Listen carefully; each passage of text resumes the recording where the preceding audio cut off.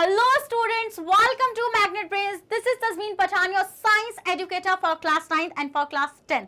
तो जैसे कि मैंने आपको अभी बताया कि मैं आप लोगों को पढ़ाने वाली हूँ क्लास 9 और क्लास 10 की साइंस, वो भी बिल्कुल भाई फ्री ऑफ कॉस्ट, कोई पैसा नहीं है, और वो भी कंप्लीट डिटेल्ड कोर्स के साथ, जिसके अंदर मैं आपको प्रोवाइड कराऊंगी डीपीपीज। अब डीपीपीज क्या होती है मैम? डीपीपीज होती हैं स्टूडेंट्स डेली प्रैक्टिस क्वेश्चंस, जिसके थ्रू आपको आपकी प्रिपरेशन में और भी ज्यादा, मतलब कि आपकी प्रिपरेशन और भी ज्यादा बूस्ट हो जाने वाली है। बिल्कुल भी टेंशन नहीं लेना है। और अगर आप सीबीएसई बोर्ड से हैं स्टूडेंट्स, तो हम आपको प्रोवाइड कराते हैं केजी से लेके क्लास 12 तक की फ्री ऑफ कॉस्ट क्लासेस। अगर आप स्टेट बोर्ड से हैं, जैसे कि MP board, UP board, Bihar board, Delhi board and Rajasthan board, तो इन बोर्ड्स के लिए हम लोग आपको प्रोवाइड कराते हैं कि 6 से लेके क्लास 12 तक की फ्री ऑफ कॉस्ट क्लासेस। और अगर आपको ई बुक्स और ई नोट्स चाहिए, उसका लिंक भी आपको डिस्क्रिप्शन बॉक्स में मिल जाएगा, वहां से जाके उसको जल्दी से ग्रैब कर लीजिए।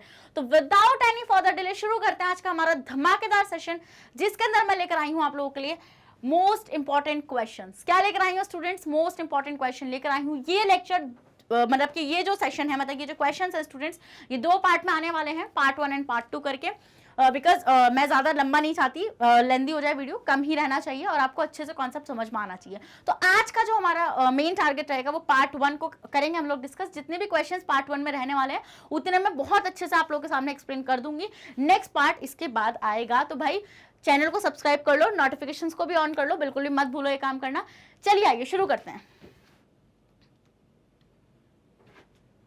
चलिए भाई पहला क्वेश्चन हम लोग देख लेते हैं। चलो, when 50 ग्राम ऑफ शुगर, ध्यान से पढ़िएगा, is dissolved in 100 ml of water, there is no increase in volume, what characteristic of matter is illustrated by this observation? Done. पहले लेंगे बीकर। क्या लेंगे? बीकर। उस बीकर में ले लिया आपने बीकर? ओके मैम, ले लिया। इस बीकर में आप डाल दो लिक्विड, लिक्विड मतलब पानी डाल दो, ठीक है, पानी। तो मैं ऐसे पार्टिकल्स दिखाऊंगी आपको।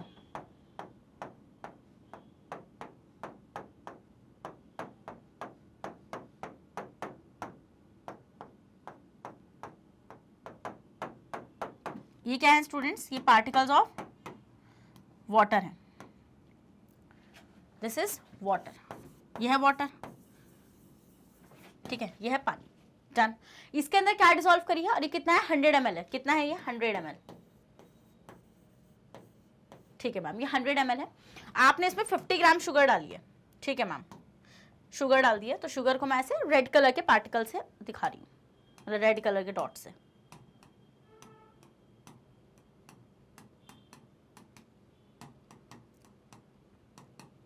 चलिए, ठीक है मैम, समझ में आ गया। ये क्या है स्टूडेंट्स? ये है शुगर।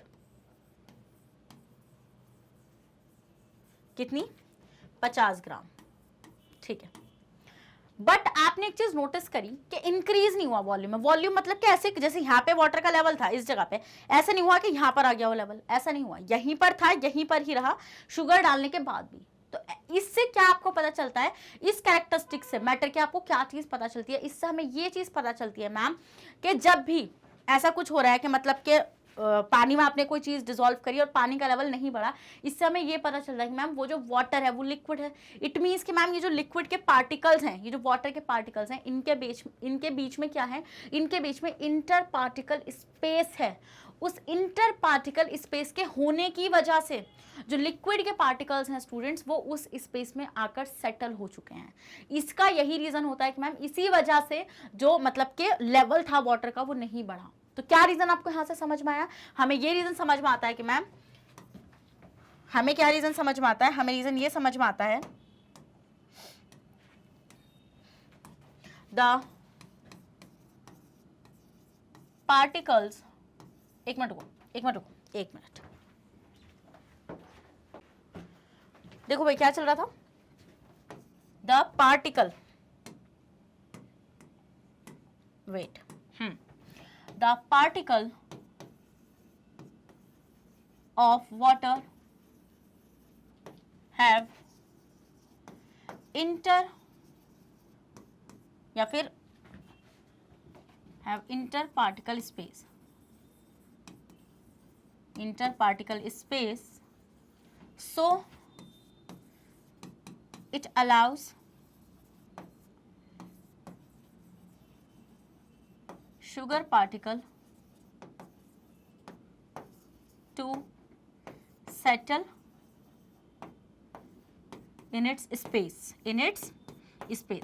तो सिंपल सा क्या रीजन है स्टूडेंट, सिंपल सा ये रीजन है कि जब भी ऐसा आप देखेंगे कि वाटर का जो वॉल्यूम है वो नहीं बढ़ रहा है किसी भी सब्सटेंस के ऐड करने की वजह से, उसका आप क्या रीजन देकर आने वाले हैं कि मैम यहाँ पर जो कैरेक्टरिस्टिक है पार्टिकल की इंटर पार्टिकल स्पेस वाली वो फॉलो होती है। डन, आप इसका स्क्रीनशॉट ले लीजिए जल्दी से। ले लिया, चलो ले लिया, आगे बढ़ जाऊं। वेट, ठीक है, अब देखो इसका आंसर क्या हो जाएगा। This observation indicates that particle of water have spaces between them in which sugar particle fit, और जिस स्पेस के अंदर शुगर के जो पार्टिकल्स हैं स्टूडेंट्स वो फिट हो चुके हैं, तो ये इसका आंसर हो जाएगा। अगर ये आंसर तुम लोगों को समझ में आ गया जल्दी से रेड हार्ट कमेंट कर दीजिए, बिना कहे कमेंट हो जाना चाहिए रेड हार्ट। ओके डन, आ जाइए। चलिए नेक्स्ट क्वेश्चन देख लेते हैं। नेक्स्ट क्वेश्चन है व्हाई डू, अच्छा ये वेरी शॉर्ट चल रहा है, हाँ ये तो मैं बताने भूल गई। पैटर्न क्या है, पहले वेरी शॉर्ट एंड फिर लॉन्ग, इस तरीके से मूव करने वाले हम लोग। Why do the gases exert more pressure on the wall of the container than solids? Okay, done. चलिए देखो, मान लो मैं यहाँ पे दो कंटेनर्स बनाती हूँ, container A and container B। चलिए बना दिया मैंने, ये कंटेनर A है स्टूडेंट्स एंड ये कंटेनर B है। A एंड B मैंने कंटेनर बनाया एंड इनके अंदर मैंने गैसेस के पार्टिकल्स यहाँ पे डाल दिए। ये गैस है, मान लो दिख रही होगी तुम्हें पार्टिकल्स के गैप के थ्रू कि गैस है मैम। ओके, ये क्या है, ये गैस है इसके अंदर एंड उसके अंदर है सॉलिड। चलिए सॉलिड दिखाती हूँ मैं तुम्हें।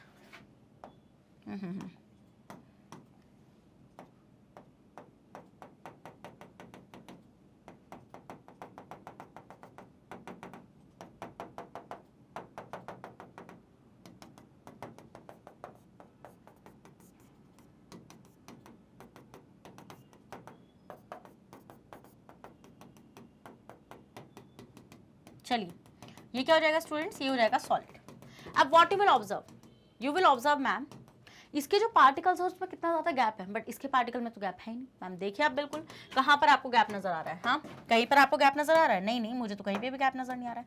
तो आप एक चीज नोटिस कर रहे हैं, जब पार्टिकल के बीच में गैप ही नहीं है सॉलिड्स में, तो एक बात बताओ, पहली बात तो मोशन कहाँ को करेंगे। अब मान लो ऐसे एक सॉलिड पार्टिकल है और उसके पास में भी कोई ऐसे ही खड़ा हुआ है, तो मूवमेंट ही नहीं है ना, वो एक जगह से वो ऐसे वाइब्रेट कर सकते हैं। They can not move freely, वो फ्रीली कोई मूवमेंट नहीं दिखा सकते हैं, सिर्फ वो वाइब्रेट कर सकते हैं एक जगह पर। बट गैसेस के पार्टिकल्स के बीच में इंटर पार्टिकल स्पेस है, जिसकी वजह से वो रैंडम मोशन कर पा रहे हैं, रैंडमली इधर से उधर घूम पा रहे हैं। जब वो रैंडमली घूम पा रहे हैं तो मान लीजिए वो ऐसे आपस में टकराएंगे स्टूडेंट्स, वो आपस में कोलाइड करेंगे। यस, और जब वो आपस में कोलाइड करेंगे तो वो वॉल से भी टकराएंगे। वो किससे टकराएंगे, वो वॉल से भी टकराएंगे कंटेनर की।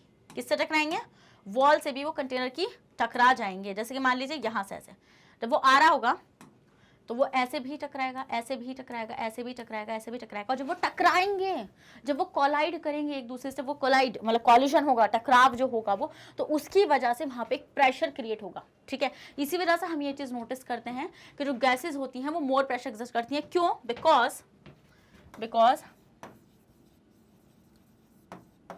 The gaseous particle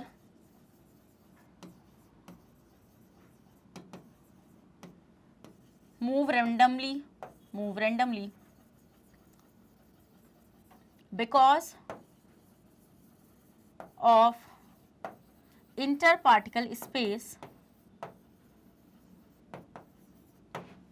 of interparticle space,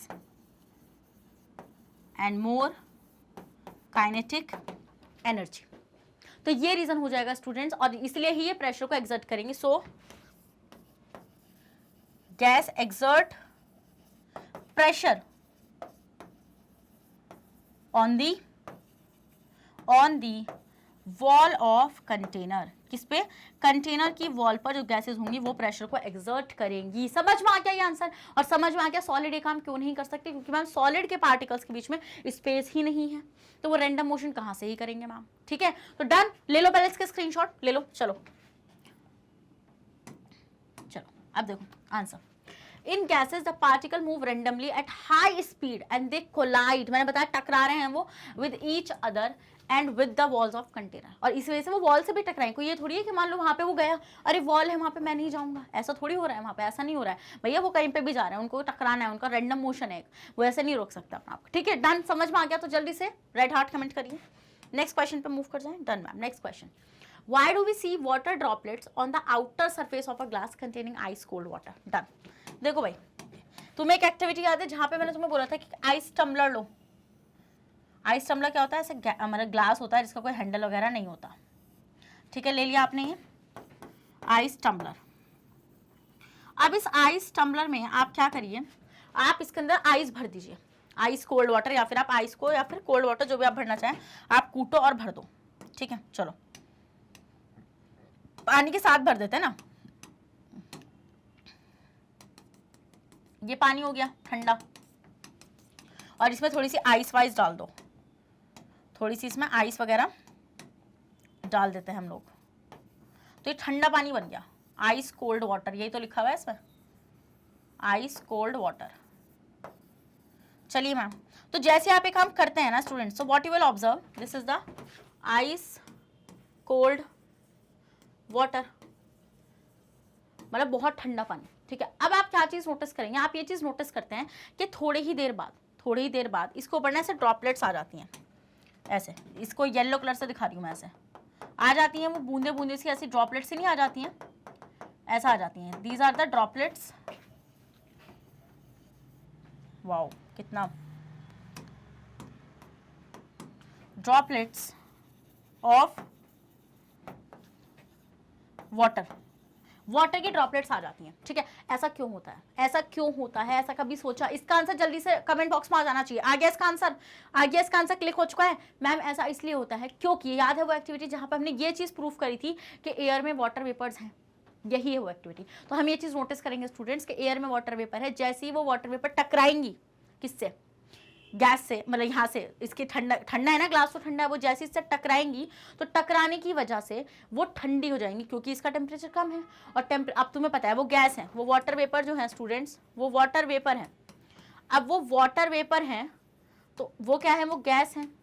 अब जब गैस जैसे ही कूल होगी तो वो कूल होकर किस में कन्वर्ट हो जाएगी, लिक्विड में कन्वर्ट हो जाएगी। इट मीन्स कि जैसे ही वो ग्लास से टकराएगी, ग्लास टम्बलर से टकराएगी, तो वो ठंडी हो जाएगी, एंड ठंडी होने की वजह से वो किस चीज का फॉर्मेशन कर लेगी स्टूडेंट्स, वो वाटर ड्रॉपलेट का फॉर्मेशन कर लेगी, और वाटर ड्रॉपलेट के फॉर्मेशन होने की वजह से आपको ग्लास के ऊपर वो पानी की बूंदें नजर आती हैं। तो आज आप लोगों को समझ में आया, जब हम ठंडा पानी पीते हैं बॉटल से या फिर किससे, ग्लास से, तो ऐसा क्यों होता है, उसका रीज़न है ये एयर में आपकी क्या प्रेजेंट है, वाटर वेपर्स प्रेजेंट है in the form of gas, but वो जैसे ही टम्बलर से टकराएंगी, टम्बलर के अंदर है आइस, ठंडा पानी, वो ठंडी हो जाएंगी, और ठंडी होने की वजह से वो लिक्विड में कन्वर्ट हो जाएंगी। इस स्टेप का नाम बताना, क्या बोलते हैं हम इसको स्टूडेंट्स, हम इसको बोलते हैं मैम कंडेंसेशन। क्या बोलते हैं हम इसको, कंडेंसेशन बोलते हैं। डन, आगे बढ़ जाऊं, जल्दी से आप इसका स्क्रीनशॉट ले लीजिए, ले लो स्क्रीनशॉट आगे। चलो अब देखो answer, the water vapour present in the air comes in contact with cold surface. अब जो वाटर वेपर है एयर के अंदर जो प्रेजेंट है वो किसके कॉन्टेक्ट में आती है, जैसे ही वो कोल्ड सरफेस के कॉन्टेक्ट में आती हैं, लूजेज इट्स एनर्जी, अपनी एनर्जी को लूज कर देती हैं और कन्वर्ट हो जाती हैं किसमें, ड्रॉपलेट्स ऑफ वाटर के अंदर। डन, आगे बढ़ जाऊं, ओके मैम आगे आ जाइए, ठीक है।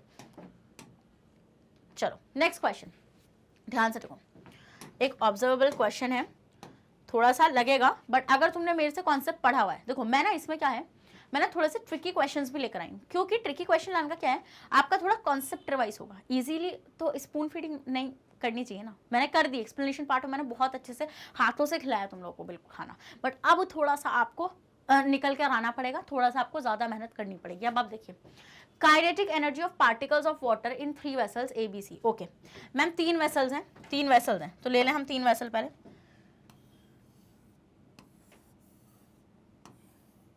A,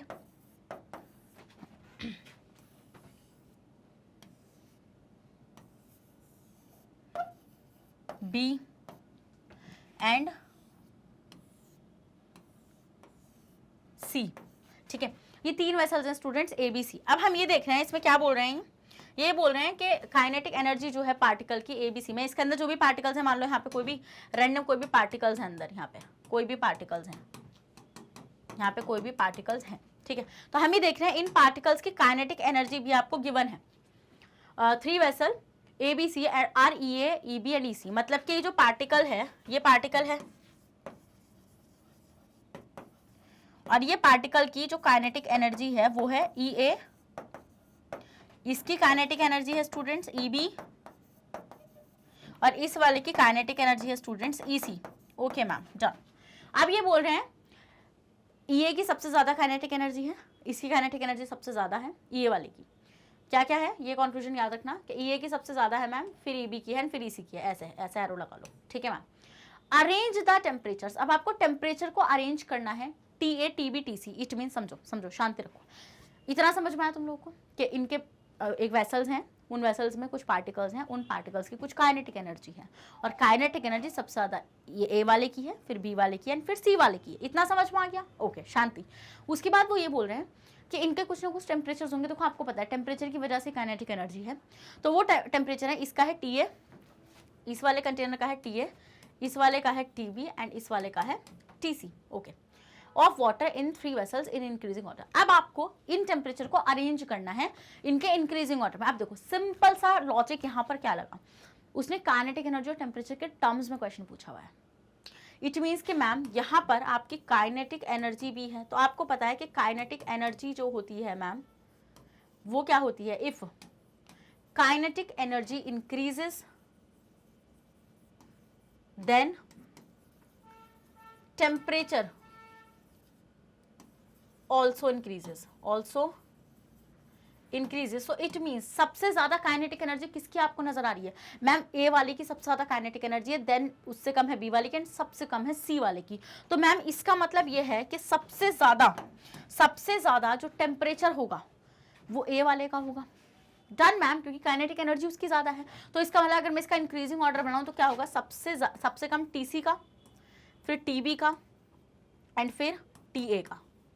तो this is the answer, final answer is this is the final answer, this is the final answer. समझ में आ गया क्वेश्चन?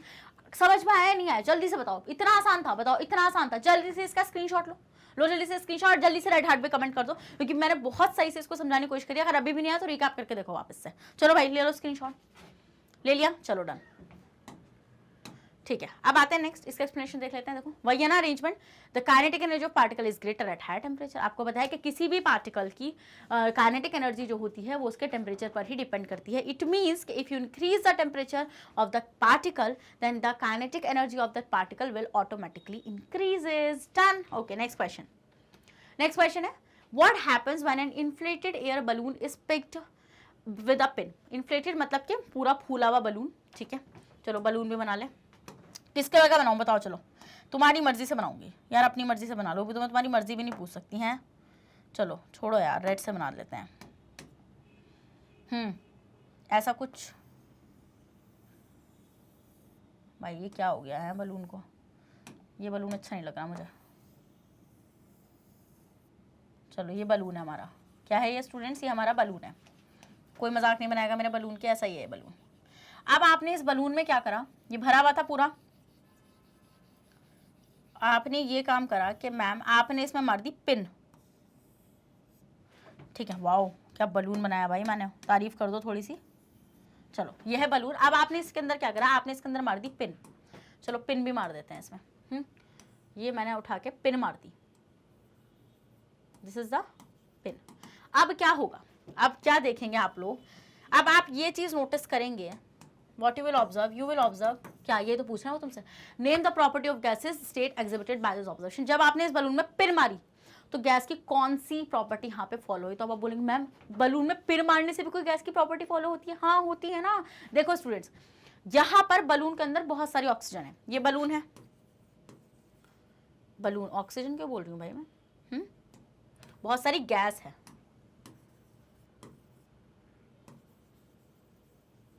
बलून के अंदर क्या है, बहुत सारी गैस है, lot of gas inside it, ठीक है। तो अब जैसे आपने उसको मतलब कैसे फोड़ा, जब आपने क्या करा उसको इन्फ्लेट मतलब उसको फोड़ दिया, तो क्या हुआ, बहुत सारी गैस जो अंदर भरी हुई थी वो बाहर आगे निकल के, है ना, gas comes out of balloon when you pricked it when you pricked it। जब आपने उसको प्रिक किया तो हमने ये चीज देखी कि बहुत सारी एयर बाहर आ गई, बहुत सारी गैस बाहर आ गई निकल के, ठीक है। अब क्या हुआ बताओ जरा, एक जगह गैस बहुत ज्यादा थी मैम, अब वो गैस निकल के बाहर आ चुकी है, तो क्या हुआ, हायर कॉन्सेंट्रेशन से लोअर कॉन्सेंट्रेशन की तरफ गैस गई है ना, तो कौन सा मैकेनिज्म होता है ये, जल्दी से बताइए, मैम ने बता रखा है, जल्दी से, क्या क्या क्या, डिफ्यूजन की सुनाई आ रही है क्या, करेक्ट। इस मैकेनिज्म को हम क्या बोलेंगे स्टूडेंट्स, यहाँ पे गैस की कौन सी प्रॉपर्टी फॉलो हो रही है, कौन सी प्रॉपर्टी यहाँ पे गैस की फॉलो हुई है, यहाँ पर हुई है मैम डिफ्यूजन की, कौन सी प्रॉपर्टी, डिफ्यूजन की प्रॉपर्टी यहाँ पर फॉलो हुई है। डन, इजी इजी है, यस मैम इजी है, जल्दी से स्क्रीनशॉट ले लीजिए, ले लिया, आगे बढ़ जाऊं, ओके मैम। चलिए भाई अब देखो यहाँ पे, the balloon burst and diffusion take place, अब बलून फूट जाएगा और डिफ्यूजन हो जाएगा उसके अंदर से, समझ में आ गया ना, यस मैम समझ में आ गया। नेक्स्ट क्वेश्चन, तो यहाँ पर आपके वेरी शॉर्ट सारे के सारे खत्म हो गए, अब आते हैं शॉर्ट वाले पार्ट पे, अब हम शॉर्ट्स को देख लेते हैं। चलिए शॉर्ट आते हैं पहले क्वेश्चन पे, why steam at 100 degree Celsius is better for heating purposes then water at 100 degree Celsius. पहले आप इस क्वेश्चन को खुद से ट्राई करने की कोशिश करो, जल्दी से करो, खुद से ट्राई। आ रहा है भाई आपको समझ में, अब तो आ रहा होगा, मैम ने इतनी बार ये चीज बता दी है ना मैंने तुम लोगों को कि हीटिंग प्रोसेस के लिए क्यों स्टीम को कंसिडर करते हैं, वाटर को, बॉइलिंग वाटर को कंसिडर क्यों नहीं करा जाता है, उसका रीजन वापस आप लोगों को बताती हूँ। देखो स्टूडेंट्स, स्टीम बनती कैसे है, फर्स्ट ऑफ ऑल हम ये देखेंगे कि स्टीम बनती कैसे है। स्टीम कैसे बनती है मैम, स्टीम बनती है जब हम वाटर को क्या कर देते हैं स्टूडेंट्स, बॉईल कर देते हैं, देन स्टीम का फॉर्मेशन होता है, उल्टा एरो लग गया, ठीक है। तो मतलब कि मैम अगर मैं आपको ये चीज दिखाऊं, तो अगर मैं एक ग्राफ तुम्हें दिखाऊं कि मान लो तुम्हारे पास यहाँ पे हीट है और यहाँ पर स्टूडेंट्स टेम्परेचर है, क्या है, टेम्परेचर है, तो what you will observe, you will observe that कि यहाँ पर मान लीजिए जो वाटर का टेम्परेचर है, नॉर्मल है रूम टेम्परेचर पर 25 डिग्री सेल्सियस, एंड अब आप देख लीजिए यहाँ पे 100 डिग्री सेल्सियस आते वाटर बॉईल हो जाएगा। तो हम ये चीज नोटिस करते हैं शुरू में तो ये बढ़ता रहता है, ऐसे ग्राफ बढ़ता रहता है, ठीक है। बट आफ्टर 100 डिग्री सेल्सियस या at 100 degree Celsius you will observe कि ये ऐसे सीधा चला जाता है। आपको पता है क्यों हुआ होगा ऐसा, क्योंकि मैम ये यहाँ पे लिक्विड स्टेट में है, ये यहाँ से गैसियस स्टेट में जा रहा होगा, मतलब यहाँ पर स्टेट चेंज हो रही है, क्या हो रही है मैम, यहाँ पर स्टेट चेंज हो रही है, और स्टेट चेंज होने की वजह से मैम, स्टेट चेंज होने की वजह से आपने ये चीज बताई थी कि यहाँ पर जो आप हीट प्रोवाइड करते हैं वो लेटेंट हीट होती है, और वो क्या कर रही होती है, वो फोर्स ऑफ अट्रैक्शन को ओवरकम कर रही होती है, ना कि क्या चीज नहीं कर रही है, वो do not increase kinetic energy, so temperature remain constant।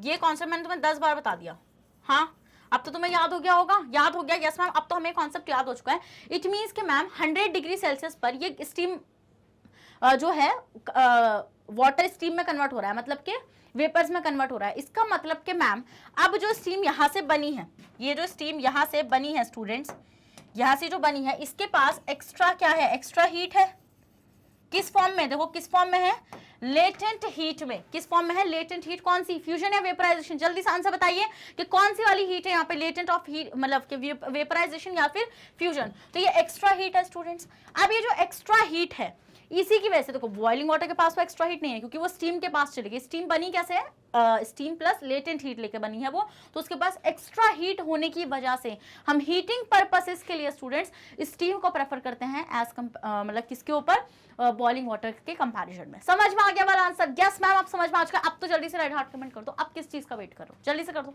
ठीक है। तो लिख लो, तो due to extra heat, due to this, ठीक है, ओके डन मैम, आ जाइए। चलो अब देखो answer, steam at 100 degree Celsius is better for heating purposes. 100 degree Celsius पर क्यों हीटिंग पर्पसेस के लिए बेटर होती है then water, because the energy of 1 kg of steam at 100 degree Celsius is इतना, एनर्जी भी दे रखी है यहाँ पे जूल में, which is more than that of 1 kg water at the same temperature, मतलब इतनी एनर्जी स्टीम के पास ज्यादा होती है as compare to water. Done, आगे बढ़ जाऊं? ओके मैम, आगे आ जाइए। Next question, why does the temperature of a substance remain constant during its melting और बॉइलिंग पॉइंट? वही बात, देखो ध्यान से देखो, मेल्टिंग पॉइंट क्या होता है और बॉइलिंग पॉइंट क्या होता है, पता है ना क्या होता है? The point eight which solid converts into liquid, this is called melting point. And boiling point क्या होता है? द पॉइंट एट विच क्या liquid converts into gaseous state, this is called boiling point. समझ में आता है? अब इस टाइम पर टेम्परेचर क्यों कांस्टेंट है, टेम्परेचर सब्सटेंस का क्यों कांस्टेंट होता है, उसका रीजन देखिए मैं बताती हूँ आप लोगों को। देखो फिर वही ग्राफ, मैं तो उस ग्राफ के पीछे पढ़ चुकी हूँ, क्योंकि तुम्हें मैं जितनी बार वो ग्राफ बनाऊंगी ना स्टूडेंट्स, वो उतना ही तुम्हें याद होता चला जाएगा। देखो यहाँ पर हीट है और यहाँ पर टेम्परेचर है। अब आप देखो एक ऑब्जर्वेशन, यहाँ पे मैं आपको आइस से लिक्विड और लिक्विड से वेपर बनता हुआ दिखाऊंगी। तीनों स्टेट इसी ग्राफ के अंदर हम लोग देखने वाले हैं। कौन कौन सी? कि मैम हम इसी में देखेंगे आइस से कैसे वाटर बनेगा, एंड उस वाटर से मैम कैसे क्या बनेगी, वेपर्स बनेंगी। ये हम इसी ग्राफ में सीखेंगे। चलिए, क्योंकि आपको पता है आइस से वाटर बनेगा मेल्ट होकर मेल्टिंग पॉइंट पे, और वाटर से वेपर्स बनेंगी बॉइलिंग पॉइंट पे जाके। ये आता है आप लोगों को। अब देखो क्या होगा। अब मान लो मैं यहाँ पे एक टेम्परेचर रिकॉर्ड कर लेती हूँ, जैसे -3 डिग्री सेल्सियस, 0 डिग्री सेल्सियस, है ना। यहाँ पे मैं ले लेती हूँ 100 डिग्री सेल्सियस, है ना। ऐसे हम लोग इसको ले लेते हैं, ठीक है। चलो ओके, चलो ठीक है, ले लिया हम लोगों ने। अब आप क्या करो, अब आप देखो, अब आपने इसको हीट करना शुरू करा, आपने कंपाउंड को हीट करना शुरू करा, तो आइस माइनस पे है तो वो करे जा रही है, हीट करे जा रही है। तो एक ये जो 0 डिग्री वाला जो पॉइंट है ना, ये जो 0 डिग्री वाला पॉइंट है, यहाँ पे दो केसेस होते हैं। एक तो ये आइस का मेल्टिंग पॉइंट भी है और दूसरा वाटर का फ्रीजिंग पॉइंट भी है, बट मैं बात कर रही हूँ मेल्टिंग पॉइंट की। तो यहाँ पर आपकी आइस क्या होगी, पिघलनी शुरू हो जाएगी। तो अब क्या आपको पता ही है क्या होने वाला है। अब क्या होने वाला है यहाँ पे, अब यहाँ पर होगा मैम कि जो लेटेंट हीट है वो इस्तेमाल में आएगी। मतलब कि यहाँ पर आप हीट देंगे फिर भी टेम्परेचर नहीं बढ़ेगा, क्योंकि मैम यहाँ पर यूज हो रही होगी लेटेंट हीट ऑफ फ्यूजन। क्या यूज हो रही होगी स्टूडेंट्स, यहाँ पे latent heat of fusion use हो रही होगी। समझ में आ गया वाला पॉइंट, समझ में आ गया? यस मैम, ये वाली चीज हम लोग के समझ में आ गई। लेटेंट हीट ऑफ फ्यूजन यहाँ पे क्या हो रही होगी, यूज हो रही होगी। और यहाँ पर आपकी आइस जो है वो किस में कन्वर्ट हो रही होगी, लिक्विड में कन्वर्ट हो रही होगी, मेल्ट होकर। इसकी वजह से यहाँ पे अब लेटेंट हीट ऑफ फ्यूजन की वजह से क्या होता है, टेम्परेचर कांस्टेंट रहता है, क्योंकि वो जो हीट है वो फोर्स ऑफ अट्रैक्शन को ओवरकम करने के लिए यूज हो रही है, ना कि टेम्परेचर को बढ़ाने के लिए। तो इसलिए आपको टेम्परेचर यहाँ पे, ये मेल्टिंग पॉइंट होगा ना वाटर का, मतलब सॉरी आइस का, तो इसलिए आपको टेम्परेचर कांस्टेंट समझ में आएगा। मतलब कि कांस्टेंट क्यों रहेगा। उसके बाद एकदम से जैसे मान लो सारी की सारी आइस जो है वो लिक्विड में जब कन्वर्ट हो जाएगी, तो फिर टेम्परेचर आपको वापस से बढ़ता हुआ नजर आएगा, ऐसे ऐसे ऐसे। बट जैसे ही वो 100 डिग्री सेल्सियस पर आएगा वो वापस से कांस्टेंट हो जाएगा, क्योंकि मैम यहाँ पर अब जो लिक्विड, यहाँ पर आइस कन्वर्ट हुई वाटर में और यहाँ पर वाटर कन्वर्ट होगा वेपर्स में। 100 डिग्री सेल्सियस है ना, ये बॉइलिंग पॉइंट है वाटर का। 100 डिग्री सेल्सियस क्या है students, boiling point of water. तो यहाँ पे भी टेम्परेचर क्यों कांस्टेंट रहेगा, क्योंकि स्टेट चेंज हो रही है। क्या चेंज हो रही है, स्टेट चेंज हो रही है। और स्टेट चेंज होने के लिए क्या होता है, टेम्परेचर कांस्टेंट रहता है, क्योंकि ma'am latent heat of vaporization यहाँ पर यूज हो रही होगी। मतलब कि 100 डिग्री सेल्सियस पर latent heat of vaporization use हो रही है। समझ में आ गया वाला पॉइंट? क्या समझ में आ गया, जल्दी से राइट हार्ट कमेंट कर दीजिए और जल्दी से स्क्रीनशॉट लीजिए। बहुत इंपॉर्टेंट कॉन्सेप्ट है, ग्राफ के थ्रू समझा गया होगा ना, टीचर ऐसे इंप्रेस हो जाएगा, इंप्रेस। चलो ठीक है, नेक्स्ट आ जाओ। देखो, the temperature of a substance remain constant of its melting and boiling point until all the substance melts or boil because the heat supplied is continuously used up in changing the state। तो जो आप heat को supply कर रहे हैं वो state को change करने में यूज आ रही है by overcoming the force of attraction between the particles। This heat energy absorbed without showing any rise in temperature is given the name latent heat of fusion और latent heat of vaporization। यही चीज ma'am ने आपको पीछे समझाई है। समझ में आ गया वाला पॉइंट? डन, आगे बढ़ जाओ नेक्स्ट क्वेश्चन पे। यस मैम, आ जाइए नेक्स्ट क्वेश्चन। चलो भाई, नेक्स्ट क्वेश्चन है 8th क्वेश्चन, ध्यान से समझेंगे, पैनिक नहीं करना है। अब ये देखो मैम मुझे तो डर लग गया है, कुछ नहीं होगा। अ गैस टम्बलर, वही ग्लास टम्बलर सॉरी, जिसमें हमने आइस भरी थी, कंटेनिंग हॉट वाटर, उसमें हॉट वाटर है। ओके मैम, बनाऊंगी मैं तो। मुझे नहीं आता बिना बनाए सुकून। चलो भाई, ये है ग्लास टम्बलर, मतलब ये ग्लास टम्बलर है। अब आप क्या देख रहे हैं कि मैम आपने इसमें डाल दिया गर्म पानी, खौलता हुआ आपने डाला है इसके अंदर पानी। ओके मैम, डालते हैं पानी। तो आप देखेंगे कि आपको ऐसे यहाँ से ये मैं वेपर्स निकलती हुई दिखा रही हूँ कि तुम्हें लगे भी तो ये हॉट कैसा वाटर है, हॉट वाटर है, ठीक है, दिस इज हॉट वाटर। अब क्या देखेंगे आप, hot water is kept in freezer compartment. अब आपने इसको उठा के, इस टम्बलर को उठा के आपने कहां पर रख दिया स्टूडेंट्स, आपने इसको रेफ्रिजरेटर में फ्रीज करने के लिए रख दिया है, डन। अब टेम्परेचर जो है वो 0 डिग्री सेल्सियस से मतलब कि अब नीचे जाने वाला ही होगा, ठीक है। If you could measure the temperature of the content of the tumbler, which of the following graph would correctly represent the change in temperature as a function of a time? Done. ये बोल रहे हैं कि जब आपने इसको refrigerator में रखा तो आप टेम्परेचर में क्या चीज ऑब्जर्व करते हैं और इसमें से कौन सा ग्राफ आपको लगता है कि इस कंडीशन के लिए बिल्कुल सही रहेगा। पहले तो तुम टम्बलर बना दो, टम्बलर बना लिया तुम लोगों ने। अब तुम देखो साइड में जरा ग्राफ, मैं तुम्हें बताती हूँ यहाँ पे। इसका आंसर तो तुम्हें आता ही होगा, है आता नहीं आता, रुको रुको एक मिनट रुको, इसका आंसर मैं तुम्हें बताती हूँ यहीं पर ही। क्या, अरे यार टम्बलर बड़ा बड़ा बना दिया मैंने, हैं रुको एक मिनट को।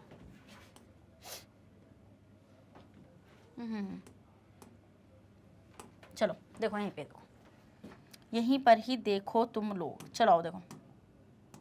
अब यहीं पर एक ग्राफ बना लो, यहीं पे साइड में। ये टम्बलर हटा दूं ना यार, मैं टम्बलर हटा देती हूँ। ले लो पहले इसका टम्बलर का स्क्रीनशॉट। अब देखो, तो आप क्या करो, आपने लिया एक ग्राफ। अब आपने क्या करा स्टूडेंट्स, आपने उसको क्या करा, रेफ्रिजरेटर में रख दिया। तो व्हाट यू विल ऑब्जर्व के टेम्परेचर जो है वो खौलता हुआ पानी था, वो खौलता हुआ पानी था। तो अब क्या होगा, अब आपको ग्राफ यूं जाता हुआ नजर नहीं आएगा। कभी यूं चला दो उसको, नहीं, क्योंकि अब टेम्परेचर माइनस में जाएगा, क्योंकि अब आप उसको ठंडा कर रहे हैं, ठीक है। तो मतलब कि खौलता हुआ था, तो मान लो कहीं यहाँ पे 100 डिग्री से कम ही होगा, वो 100 डिग्री से तो कम ही होगा, मान लो 90 ले लो, 90 डिग्री ले लो, 100 लो ही मत। अब आप देखोगे कि जो टेम्परेचर है वो गिरता रहेगा, गिरता रहेगा, गिरता रहेगा, गिरता रहेगा, गिरता रहेगा। बट क्यों गिर रहा है यहाँ पे, क्योंकि मैम लिक्विड जो होगा वो क्या होना शुरू हो जाए, मतलब कि उसका टेम्परेचर, जब आप उस टेम्परेचर गिर रहा है तो मतलब कि काइनेटिक एनर्जी कम हो रही है पार्टिकल के, वो सेटल डाउन होना शुरू हो रहे हैं, ठीक है। उसके बाद आप देखेंगे जैसे ही वो टेम्परेचर 0 डिग्री सेल्सियस पाएगा तो वैसे कांस्टेंट हो जाएगा। क्यों होगा कांस्टेंट, जल्दी से बता दो क्यों हो जाएगा कांस्टेंट। क्योंकि मैम वो कांस्टेंट इसलिए होगा क्योंकि यहाँ पर अब जो लिक्विड स्टेट है वो सॉलिड स्टेट में जानी शुरू होगी। तो मैम स्टेट चेंज तो टेम्परेचर रिमेन कांस्टेंट, डन। ये वाली चीज समझ में आती है तुम लोगों को। एंड वापस से वो स्टेट, अब जैसे मान लो सॉलिड कन्वर्ट हो गया, अब और भी ज्यादा नीचे जाएगा तो आपको ग्राफ और ऐसे नीचा जाता हुआ ऐसे नजर आने वाला है। जब स्टेट पूरी चेंज होगी तो और नीचे जाएगा वो ग्राफ, और भी माइनस में जाता चला जाएगा, पूरी तरीके से सेटल डाउन होता शुरू हो जाएगा। इट मीन्स कि आपको कौन सा एबीसी में से कौन सा लग रहा है आंसर, जल्दी देखो। देखो ये तो हो नहीं सकता, क्या रिफ्लेक्शन बैक सा बना रखा है क्या, ये तो हो ही नहीं सकता, ठीक है। ये रिफ्लेक्शन नहीं हो सकता, चलो ये नहीं हो सकता मैम, कौन सा, डी नहीं हो सकता। नेक्स्ट ये भी नहीं हो सकता मैम, नीचे भी तो जब एक बार 0 डिग्री सेल्सियस पे आ गया उसके बाद भी तो मैम आप कंटिन्यूसली वो टेम्परेचर कम हो रहा है ना, तो और नीचे आएगा ये, ठीक है मैम। ये भी नहीं हो सकता, ग्राफ कुछ ऐसा आएगा, कहीं दिख रहा है कि हाँ मैम ए वाला, तो इसका कौन सा ग्राफ हो जाएगा, ए वाला हो जाएगा। तो देख रहे हो तुम क्वेश्चन किस तरीके से आने वाले हैं, इस तरीके से क्वेश्चन आने वाले हैं तुम लोगों को। तुम्हारा कॉन्सेप्ट यहाँ पे उल्टा। अब देखो तुम लोग क्या करते हैं, कुछ लोग तो यूं सीधा कर देते ग्राफ को, ऐसा नहीं करना, उल्टा देखो कि क्या कर रहा है वो, फ्रीज कर रहा है, उसको बॉयल नहीं कर रहा है, फ्रीज कर रहा है, तो टेम्परेचर ऐसे गिरेगा। समझ में आ गया, ले लो इसका स्क्रीनशॉट जल्दी से, ले लो जल्दी से। ओके मैम, अब देखो देखो, a the water will cool initially, पहले तो पानी ठंडा होगा, वही टेम्परेचर कम होगा तो काइनेटिक एनर्जी कम होगी पार्टिकल्स की, एंड पार्टिकल्स सेटल डाउन होने शुरू हो जाएंगे क्योंकि स्टेट चेंज होने का टाइम आ चुका है। जैसे ही वो 0 डिग्री सेल्सियस पे पहुंचेगा तो फ्रीजिंग पॉइंट आएगा इस स्टेज पे वाटर का। The temperature will remain constant, it all the water will freeze, after this temperature would fall again. और जब जैसे ही पूरा पानी सॉलिड में कन्वर्ट हो जाएगा तो वापस से पानी का टेम्परेचर नीचे गिरता हुआ आपको नजर आएगा, मतलब उस स्टेट का टेम्परेचर गिरता हुआ नजर आएगा। Done, next question. चलो नेक्स्ट क्वेश्चन देखो, look at the following figures and suggest in which of glass containers, that is ABCD, the rate of evaporation will be highest, explain। देखो भाई ये ग्लासेस ले रखे हैं इन्होंने, एबीसी मार्क कर रखा है और इन्होंने एक पे पंखा भी चला रखा है, कौन सा वाले पे, सी वाले पे। ध्यान से देखो, अब आपसे ये पूछ रहे हैं कि किसका रेट ऑफ इवापोरेशन हाईएस्ट रहने वाला है। एक चीज सोचो, पंखा चल रहा है, पंखा चल रहा है, मैम ने क्या बताया था, रेट ऑफ इवापोरेशन कितने फैक्टर्स पर डिपेंड करता है, जल्दी बताइए कितने फैक्टर्स पर डिपेंड करता है मैम। जो आपका रेट ऑफ इवापोरेशन होता है मैम, रेट ऑफ इवापोरेशन जो होता है मैम वो डिपेंड करता है स्टूडेंट्स किस किस पे मैम, टेम्परेचर पर, मैम विंड स्पीड पर, मैम सरफेस एरिया पर। हाँ भाई यही निकल रहे हैं ना आंसर तुम लोग के। फिर मैम ह्यूमिडिटी पर, ह्यूमिडिटी पर, ठीक है। इन सब पर हमारा रेट ऑफ इवापोरेशन डिपेंड करता है। बट यहाँ पे तो पंखा चल रहा है ना मैम, तो यहाँ पे तो विंड है, विंड स्पीड है। तो आपको पता है कि विंड स्पीड अगर होगी ज्यादा तो इवापोरेशन भी होगा ज्यादा। तो इट मीन सबसे ज्यादा इवापोरेशन किसका हो जाएगा students?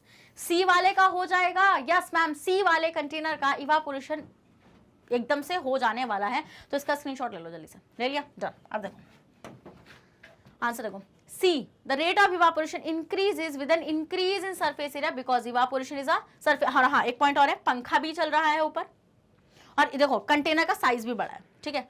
Also with increase in air speed, the particles of water vapor will move away with air, which increase the rate of evaporation. Done? ठीक है, आगे बढ़ जाओ। चलो भाई आगे बढ़ जाओ, देख लो फिगर दोबारा से, ठीक है। और थोड़ा इसका मतलब वो भी ब्रॉड है, ठीक है, एज कम्पेयर टू, और ऊपर पंखा भी चल रहा है, तो दोनों फैक्टर्स इसके हो जाएंगे। But wind speed is the major factor for this. Why do trees acquire more leaves during summer? गर्मियों में पेड़ों पर ज्यादा पत्तियां क्यों होती हैं? कभी सोचा? तुमने क्या सोचा? तुम सोचोगे मैम धूप से बचने के लिए। ऐसा आंसर किसी का आता है, आ रहा है वहां से? तो बता दो जरा मुझे, आ रहा है? नहीं मैम, ऐसा आंसर तो नहीं आ रहा है ना। अब देखो, तो ट्रीज एक्वायर क्यों करते हैं उसका रीजन मैं आपको बताती हूँ। देखो भाई, आप लोगों को एक चीज समझाती हूँ मैं। यह है पेड़, बोलोगे मैम पेड़ कहाँ है? पेड़ बनाती हूँ मैं, रुको जरा, तुम सबर करो। यह है पेड़, ठीक है, और यह है उसकी रूट्स। दिख रही होंगी तुम्हें, हैं? दिख तो रही होंगी। और ये यहां से है इसकी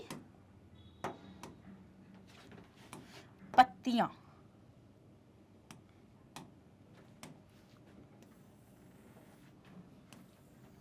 यह लीफ, ये क्या है? यह लीफ, यह रूट्स, ठीक है। अब देखो क्या होता है यहाँ पे क्या होता है स्टूडेंट्स, आप एक चीज नोटिस करेंगे कि यहां से, अरे यहां से रूट्स के थ्रू पानी ऊपर चढ़ता है। क्या चढ़ता है ऊपर? रूट्स के थ्रू पानी ऊपर चढ़ता है, ठीक है। अब पानी जो ऊपर चढ़ता है स्टूडेंट्स, इस प्रोसेस को बोलते हैं हम लोग ट्रांसपिरेशन। क्या बोलते हैं? ट्रांसपिरेशन। इसको चढ़ाना जरूरी है। देखो पानी अगेंस्ट द ग्रेविटी आ रहा है, अगेंस्ट द ग्रेविटी। पहली बात तो बहुत मुश्किल होगा खींचना, तो हम इसको इवापोरेशन वाले मैकेनिज्म से ऊपर लाते हैं। क्यों लाते हैं? क्योंकि ऊपर भी पत्तियों को जरूरत होगी पानी की, और पानी को हम लोग सिर्फ रूट से ही खींच सकते हैं, और हमारे पास कोई और वो नहीं है कि आप कहीं और से पानी को चढ़ा दें प्लांट्स के अंदर, ठीक है। आप रूट से ही पानी को चढ़ा सकते हैं। तो हम ये चीज़ नोट, और पानी के थ्रू मिनरल्स भी आते हैं, ठीक है। आप कैसे सोच रहे हो कैसा आते हैं, क्या होता है? क्यूरियस ना हो, लाइफ प्रोसेस को आने दो, उसमें भी मास्टर कराऊंगी। जैसे केमिस्ट्री के अंदर मास्टर कराया, बायोलॉजी और फिजिक्स के अंदर भी मास्टर कराऊंगी, डोंट वरी। देखो अब पानी क्या होता है स्टूडेंट्स, यहाँ से सन निकल रहा है, सन जब निकलेगा तो इवापोरेशन होगा, वही तपती गर्मी, कौन सा है वो ऐड आता है, तपती गर्मी, घमोरिया वाला है, याद नहीं आ रहा है मुझे, छोड़ो चलो। तो उसके बाद यहाँ से वाटर ऊपर चढ़ना शुरू हो जाएगा students with the help of xylem, and then water evaporates, then water evaporates, water क्या हो जाएगा? इवापोरेट हो जाएगा। इस प्रोसेस को बोलते हैं स्टूडेंट्स हम लोग ट्रांसपिरेशन। क्या बोलते हैं हम लोग इसको? ट्रांसपिरेशन। इस तरीके से पानी का ऊपर चढ़ना थ्रू द इवापोरेशन, इसको बोला जाता है ट्रांसपिरेशन। पानी का प्लांट्स में इस तरीके से ऊपर चढ़ना इवापोरेशन के थ्रू, इसको हम बोलते हैं ट्रांसपिरेशन।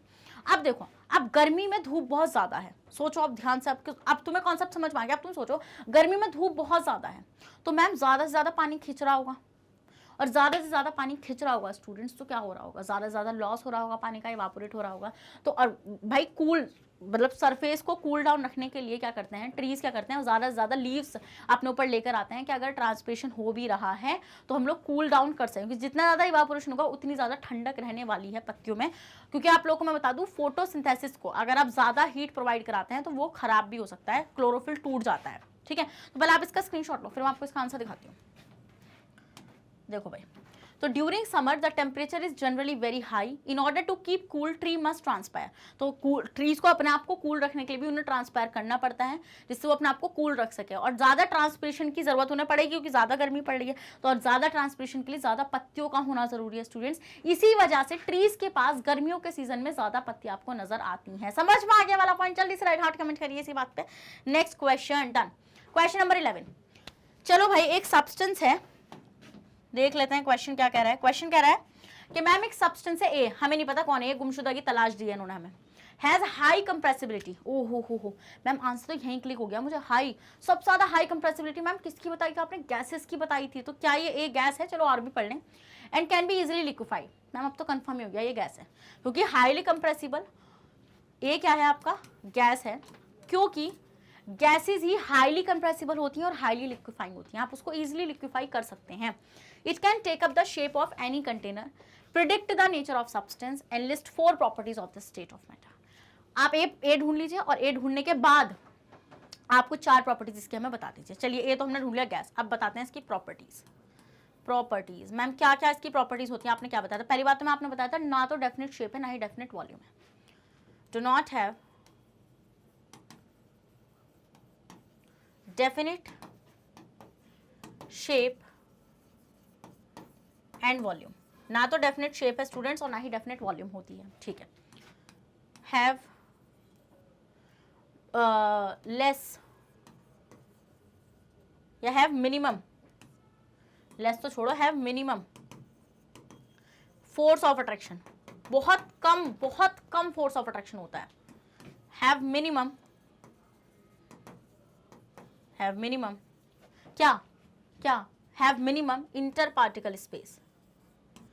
इंटर पार्टिकल स्पेस भी बहुत, मिनिमम नहीं मैक्सिमम, मिनिमम बोल रही हूं भाई, मैक्सिमम बहुत ज्यादा होता है स्टूडेंट्स इंटर पार्टिकल स्पेस, ठीक है। और अगर बात करूं कंप्रेसिबिलिटी के बारे में, या कंप्रेसिबिलिटी के बारे में तो इन्होंने बात करी रखी है, उसको ना लेके हम लोग देखते हैं फ्लूइडिटी बहुत होती है।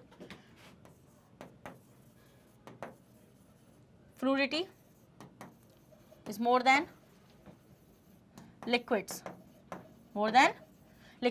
फ्लूइडिटी लिक्विड से ज्यादा होती है इसकी। जल्दी से आप इसका स्क्रीनशॉट लीजिए, जल्दी से लीजिए, ले लिया भाई आप लोगों ने इसका स्क्रीनशॉट। अब मैं आपको इसका आंसर भी दिखा देती हूँ जो मेरे पास है अवेलेबल यहाँ पे।